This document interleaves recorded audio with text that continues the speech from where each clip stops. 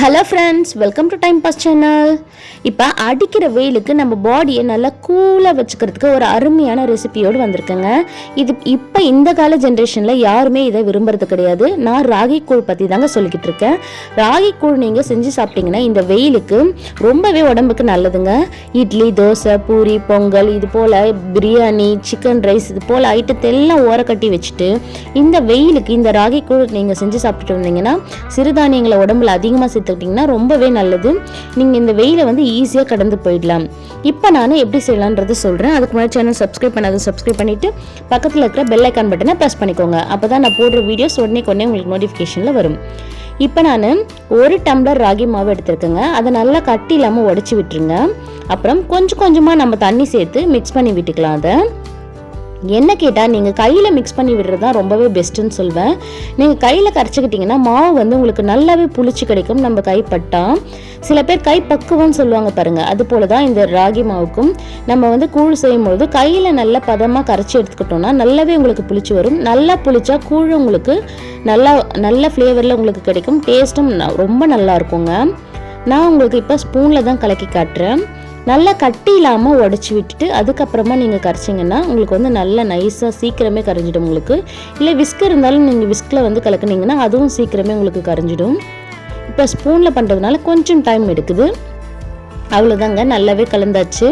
தோசை மாவு பதத்தை விட இன்னும் கொஞ்சம் தண்ணியாக நீங்கள் கலந்துக்கிட்டிங்கன்னா உங்களுக்கு கரெக்டாக இருக்கும். அப்போ தான் வந்து நல்லா புளிக்கும். கெட்டியாக கரைச்சிட்டிங்கன்னா உங்களுக்கு சீக்கிரம் புளிக்காது. இந்த பதத்துக்கு கரைச்சி ஒரு நாள் முன்னாடியேங்க கூழ் நாளைக்கு செய்கிறீங்கன்னா இன்றைக்கே நம்ம கரைச்சி எடுத்து வச்சிடணும். இப்போ இன்றைக்கி நைட்டு நான் வந்து கரைச்சி இது போல் எடுத்து வைக்கிறேன். நீங்கள் காலையில் கரைச்சி எடுத்து வச்சிங்கன்னா நைட்டு செஞ்சுக்கோங்க. நைட்டு கரைச்சி எடுத்து வச்சிங்கன்னா மறுநாள் காலையில் செஞ்சுக்கலாம். 1 டே உங்களுக்கு வந்து தேவைப்படும் இது புளிச்சு வர. இங்கே பாருங்கள், புளிச்ச பிறகு இந்த மாதிரி தான் பபிள்ஸ் வந்திருக்கும். நல்லா நுரைச்சி வந்திருக்கும். மேலே உங்களுக்கு பார்த்தாவே தெரியும். இங்கே பாருங்கள் எந்த அளவுக்கு புளிச்சு வந்திருக்குன்னு. இப்போ வந்து இது செய்யறதுக்கு வந்து தயாராக இருக்குது. நம்ம செய்ய ஆரம்பிச்சிடலாம். இப்போ இந்த கூழ் வந்து நம்ம செய்யறதுக்கு 1/2 கிளாஸ் பச்சரிசி எடுத்துக்கிறேங்க. 1/2 கிளாஸ் பச்சரிசியை தண்ணியில் ஊற வச்சுக்கோங்க. கூழ் செய்யறதுக்கு 1/2 மணி நேரம் முன்னாடியே இதை நம்ம செய்யணும். அதுக்கப்புறம் 1/2 மணி நேரம் ஊறின பிறகு நீங்கள் வாஷ் பண்ணி தனியாக எடுத்து வச்சுட்டு நீங்கள் கூழ் செய்ய ஸ்டார்ட் பண்ணிடலாம். நான் வந்து 1/2 கிளாஸ் தான் எடுத்திருக்கேன். 1 கிளாஸ் மாவுக்கு 1/2 கிளாஸ் பச்சரிசி உங்களுக்கு போதுமானதாக இருக்குங்க.